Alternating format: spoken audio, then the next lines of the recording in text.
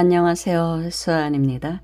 이번 시간은 어느 천부경 도인의 진솔한 수행기. 기도 중 나의 의식은 금붕어 같은 물고기의 눈 속으로 옮겨졌다.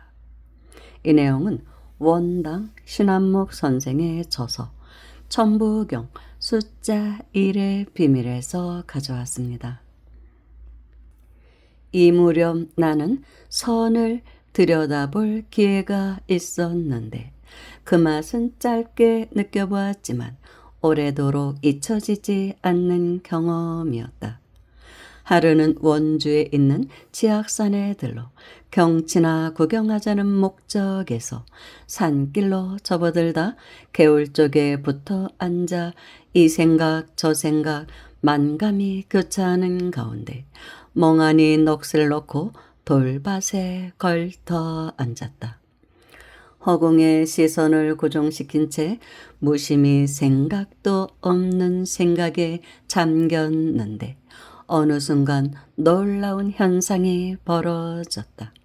폭이 약 20m쯤 되는 돌밭에 확연히 드러나는 현상이 있었다. 자연적으로 나뒹구는 돌과 사람이나 동물에 의해 한 번이라도 움직여진 돌들의 차이가 한눈에 확연하게 나타나는 것이었다. 부러져 떨어진 나뭇가지도 차이가 한눈에 확연하게 나타나는 것이다. 발길에 차여 조금이라도 움직여진 것과 그렇지 않은 것들이 마치 매직 아이를 보듯 선명하게 나타나는 것이다. 세상에 이런 일이 다 있다니 하며 고개를 돌리는 순간 그 확연함은 온데간데 없이 사라지고 평상시 모습대로 되었다. 전혀 예상치 못했던 현상에 다시 해봤더니 또다시 나타났다가 조금만 움직이거나 생각을 하면 사라져 버렸다. 얼마쯤 지나자 그런 일은 더 이상 일어나지 않았다. 이런 현상은 제 생각입니다. 사물의 실상을 본다는 것이 이런 게 아닌가. 즉, 수행 중에 우리의 의식이 순수 의식 상태에 들어갔을 때 이런 경험을 하게 되는 게 아닌가 싶습니다. 도대체 무슨 이유인지 몰라 당황하던 나 원당은 곰곰이 생각해 보았다. 여태껏 살아오면서 한 번도 경험해 보지 못한 일이었다.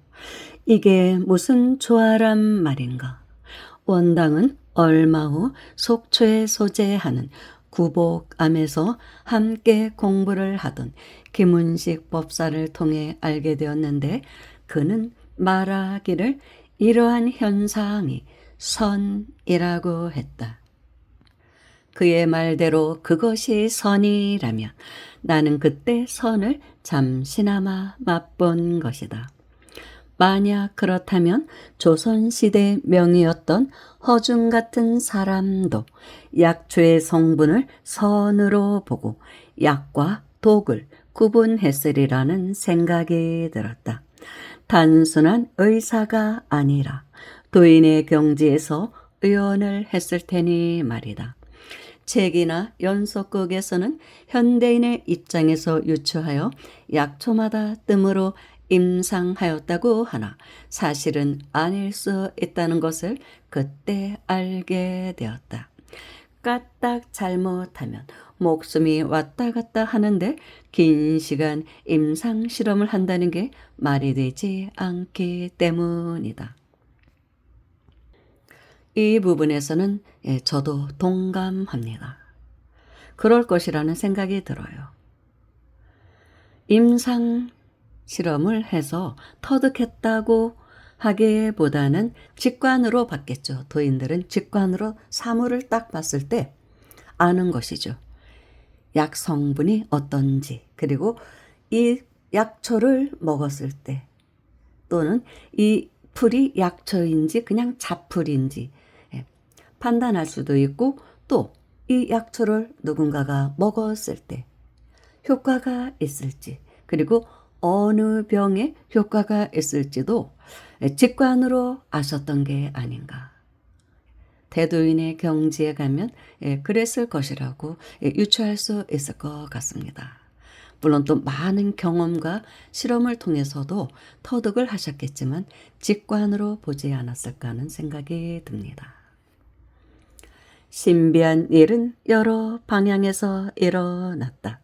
원당의 골방은 넓이에 비해서 책이 많은 편이었는데 뭔가를 연구하다가 아무 생각 없이 어디를 쳐들면 닿는 곳에 항상 원하는 책이 있었다.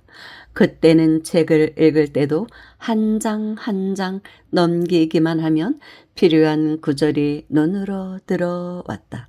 그러므로 며칠 걸려야 읽을 수 있는 분량을 하루에도 여러 권을 볼 수 있었다.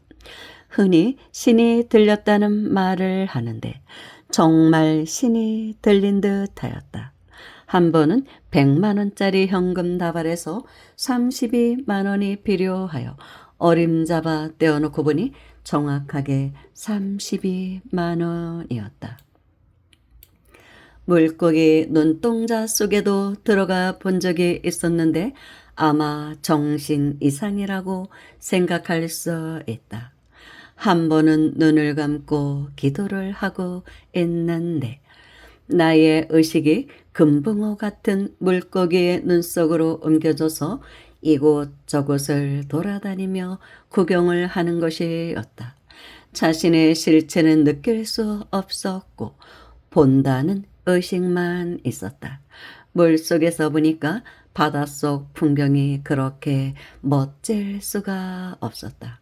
시야는 더없이 투명하고 입체감도 살아 있어서 실제 경치보다 더 선명하였다. 가장 신기한 일은 침대 위에 앉았다가 의식만 빠져나가 우주에 다녀온 일이었다. 하루는 조용하기에 가부좌를 들고 앉았었다.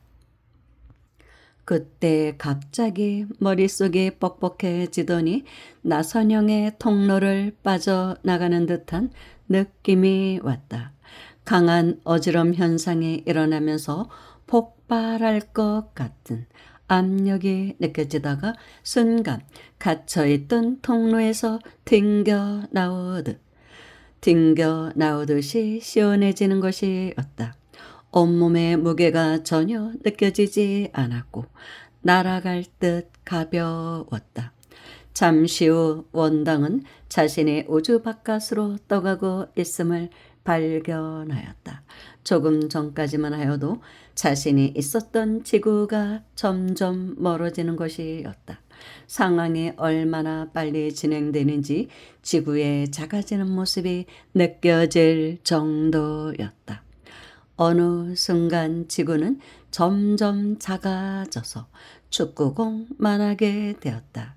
그때의 지구는 거의 투명에 가까울 정도로 맑고 푸른 빛으로 영롱하게 보였다. 마치 한 덩어리의 구슬 같았는데 자신이 있는 곳은 북두칠성이 있는 우주라는 느낌이 들었다.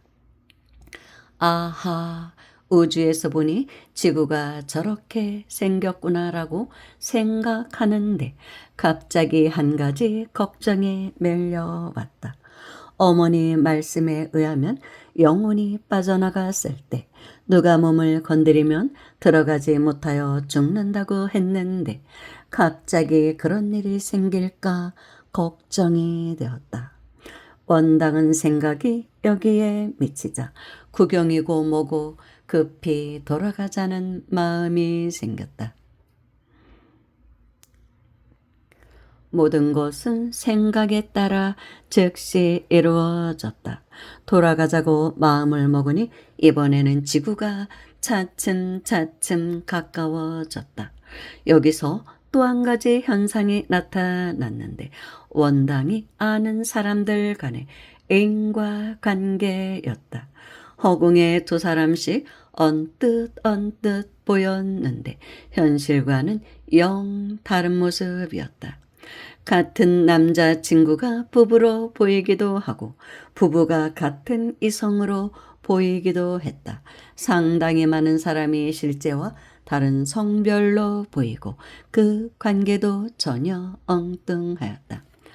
잠시 후 도착하여 눈을 번쩍 뜨니 아무것도 없는 현실이었다. 나 원당은 침대 위에 앉아있는 자신을 발견했다. 곰곰이 생각해보니 어쩌면 다르게 보이던 관계가 그들의 전생이었거나 후생일 수도 있겠구나 하는 생각이 들었다. 후회해봤자 소용없는 일이지만 지구가 축구공만 할 때 태양이 있는 쪽을 한번 둘러보지 않은 것이 영 아쉬웠다. 나중에 우주의 원리를 연구할 때 필요했기 때문이다. 원당은 이러한 현상을 보게 된 것은 분명 어떠한 이유가 있을 것이라는 생각이 들었다. 그러다가 결국은 베일에 쌓인 최초의 역인 선천역의 원리를 밝혀내어 특허까지 얻게 되었다. 선천역은 BC 약 3000년 전 태호 포키 씨가 만들었고 그로부터 약 1000년 후에 문왕이 후천역을 만들었다고 한다. 이는 까마득하게 오래전에 확립된 우주의 원리이다. 현재 역은 주역으로 후천역이고 그 내용은 고서로 된 원서만으로도 10권이나 된다. 반면에 선천역은 둥글게 그려진 괴사의 배열만 전해지고 어느 곳에서도 설명은 발견되지 않고 있다. 그때 우주에서 본 지구에서 영감을 얻어 선천역의 원리를 밝혔으니 우주로 나갔던 이유가 여기에 있었던 것이 분명하였다. 이게 혹 유체 이탈 현상인가 하여 나중에 도연 선생을 만나 물어보았더니 아니라고 했다. 원당의 생각으로는 의식의 이동 현상일 거라는 예감이 들었다. 이러한 상황에서 어찌 술 생각이 나겠는가. 고기 반찬에는 젓가락도 가지 않았고 비린내 나는 음식은 언제 고기를 즐겼느냐는 듯 싫어졌다. 친구들과 어울리지도 않았고 어쩌다 하던 고스톱도 카드 게임도 흥미가 없어졌다. 머릿속은 온통 천부경이라는 세 글자뿐이었다. 경전을 풀이해 나감에 따라 차츰 어떤 새로운 기운이 느껴지기 시작했다. 지금까지 집중되었던 불교에 대한 열정은 천부경으로 서서히 자리를 옮겨갔다. 대부분 종교의 경전은 참된 인간으로 가는 길을 제시해주는 가르침이다. 거기에 비해 천부경은 인간 생활에 대한 것은 하나도 없고 우주의 현상과 대자연의 법칙만 얘기하는 것임을 알았다. 혹 인간에 대한 것이 나올 때에도 현상의 법칙이지 생활의 법칙은 아니었다.